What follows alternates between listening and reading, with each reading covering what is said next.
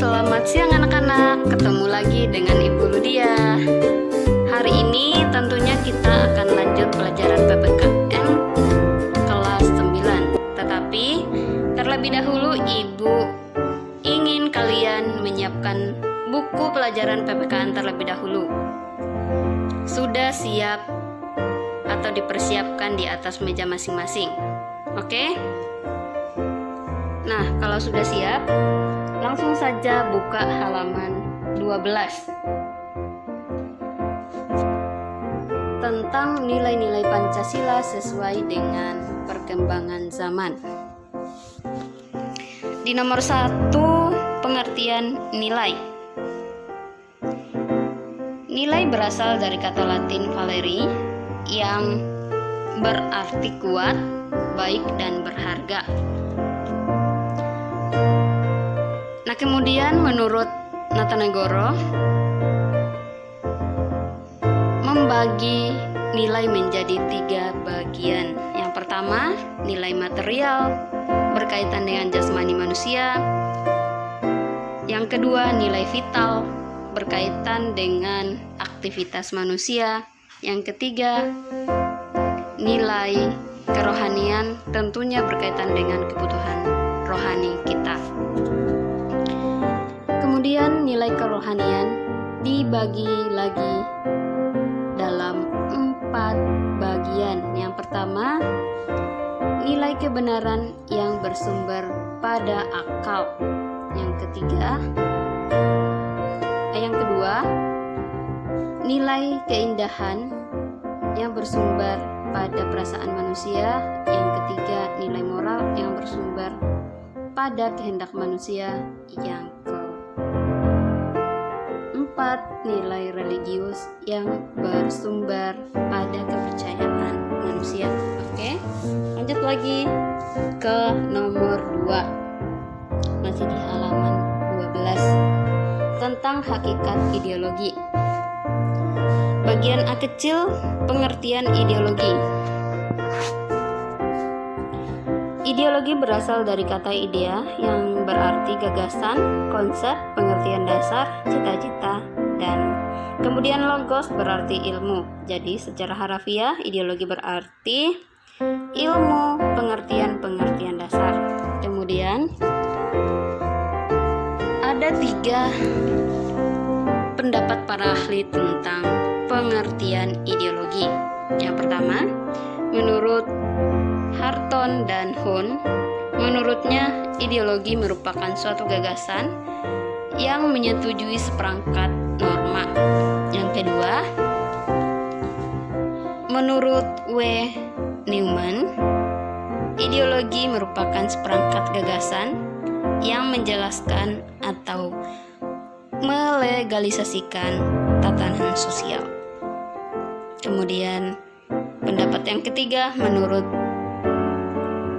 Mubiarto, menurutnya ideologi adalah sejumlah doktrin, kepercayaan, dan simbol-simbol kelompok masyarakat yang menjadi pegangan dan pedoman dalam mencapai suatu tujuan. Oke, selanjutnya kita masuk di bagian B kecil tentang fungsi ideologi. Fungsi ideologi ada 3. Yang pertama, menjadi pedoman bagi individu, masyarakat atau bangsa untuk berpikir, melangkah, dan bertindak. Yang kedua, menjadi kekuatan yang mampu memberi semangat dan motivasi bagi individu, masyarakat, dan bangsa untuk mencapai tujuan. Yang ketiga, menjadi upaya dalam menghadapi berbagai persoalan masyarakat dalam segala aspek kehidupan. Oke, selanjutnya kita pindah ke bagian C di halaman 14 tentang perbedaan ideologi terbuka dan ideologi tertutup. Kemudian nomor 1, ideologi terbuka. Bagian dari ideologi terbuka yaitu yang pertama, nilai dan cita-cita tidak dipaksakan dari luar. Yang kedua, nilai dan cita-cita digali dari masyarakat rohani. digali dari kenyataan rohani, moral, dan kebudayaan masyarakat sendiri. Yang ketiga, hasil musyawarah dan konsensus masyarakat. Konsensus artinya sebuah kesepakatan yang disetujui secara bersama-sama.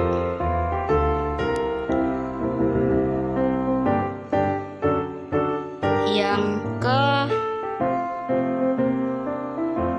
keempat, milik seluruh rakyat sehingga dapat sekaligus sebagai kepribadian masyarakat. Yang kelima, isinya yang tidak dapat operasional menjadi operasional bila diwujudkan dalam konstitusi. Kemudian yang terakhir, bersifat dinamis dan reformasi. Maksudnya adalah bersifat penuh semangat dan di dalamnya terdapat perubahan-perubahan pada suatu sistem yang telah ada dalam masyarakat. Jadi ada bentuk perubahan sesuai dengan perkembangan zaman. Kemudian nomor 2, ideologi tertutup. Bagian-bagian ideologi tertutup adalah yang pertama, bukan merupakan cita-cita yang sudah hidup dalam masyarakat. Yang kedua, merupakan cita-cita suatu kelompok orang yang didasari suatu program untuk mengubah dan memperbaharui masyarakat. Yang ketiga, dibenarkan atas norma ideologi bahwa masyarakat harus berkorban. Yang keempat, kepercayaan dan kesetiaan ideologi yang kaku atau kuat. Yang berikutnya, bukan merupakan nilai dan cita-cita. Selanjutnya terdiri dari tuntunan atau konkret dan operasional yang diajukan secara mutlak. Tuntutan konkret itu artinya secara nyata. Mutlak juga sama, nyata, utuh, sesungguhnya, segalanya, itu arti mutlak. Yang terakhir, adanya ketaatan yang mutlak. Kembali lagi dengan kata mutlak. Jadi semuanya, segalanya harus sesuai dengan aslinya, kebenarannya. Bahkan terkadang menggunakan kekuatan dan kekuasaan.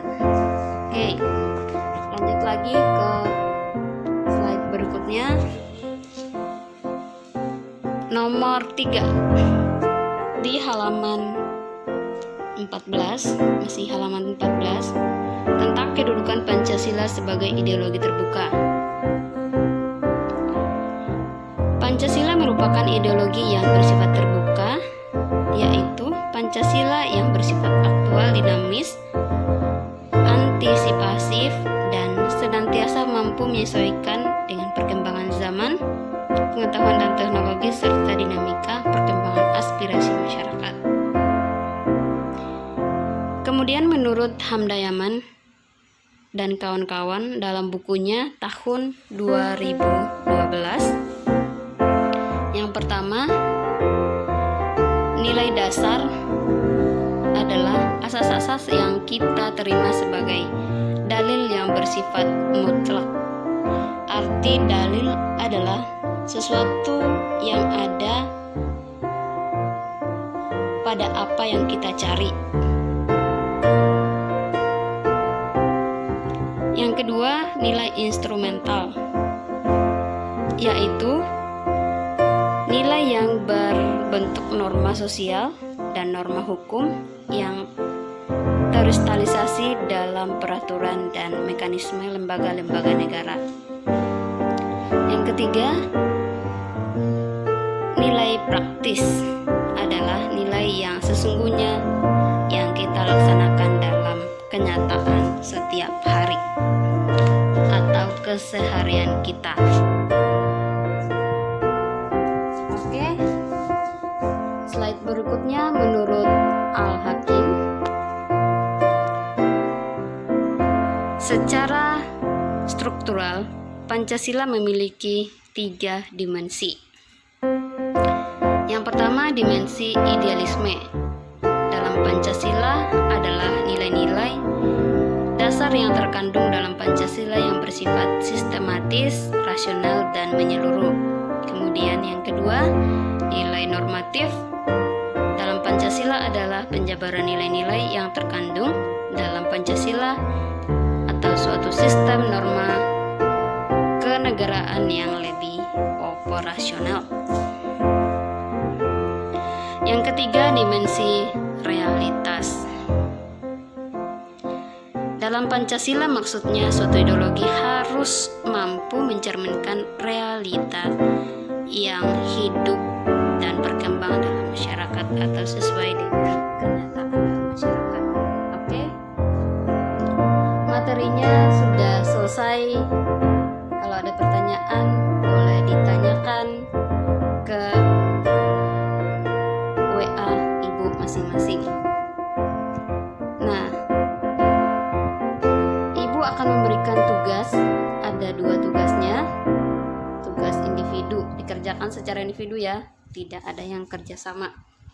Tugas yang pertama adalah bagaimana pendapat kalian tentang kondisi masyarakat saat ini dalam penerapan nilai-nilai Pancasila di kehidupan sehari-hari. Yang kedua, tugas yang kedua, carilah contoh nyata dalam masyarakat tentang dimensi idealisme Pancasila, dimensi normatif Pancasila, dimensi realitas Pancasila. Oke, batas pengumpulan tugas jam 10 malam ini. Oke, sampai jumpa di pelajaran berikutnya dan jangan lupa tugasnya segera dikumpul. Boleh dikerjakan di buku PS, boleh juga diketik, tetapi dikumpul ke drive bersama, drive yang baru. Terima kasih, Tuhan Yesus